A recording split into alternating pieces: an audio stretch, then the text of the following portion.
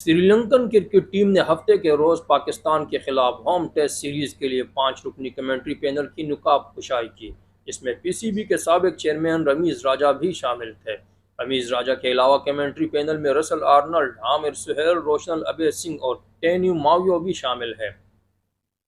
سری لنکا اور پاکستان کے درمیان 2 میچوں کی ٹیسٹ سیریز میں تقریباً 2 سال کے وقفے کے بعد رمیز راجہ کی کمنٹری میں واپسی ہوگی۔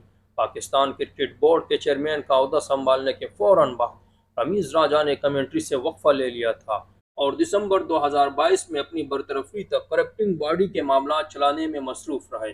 ان کی برطرفی کے باوجود رمیز راجہ فوری طور پر کمنٹری کے کردار پر واپس نہیں آئے اور پاکستان سپر لیگ کے 8ویں ایڈیشن اور نیوزی لینڈ کے خلاف ہوم سیریز سے باہر ہو گئے تھے۔ واضح رہے کہ سری لنکا اور پاکستان کے درمیان 2 ٹیسٹ میچوں کی سیریز کا آغاز اتوار سے ہوگا اور 28 جولائی کو اختتام پذیر ہوگا۔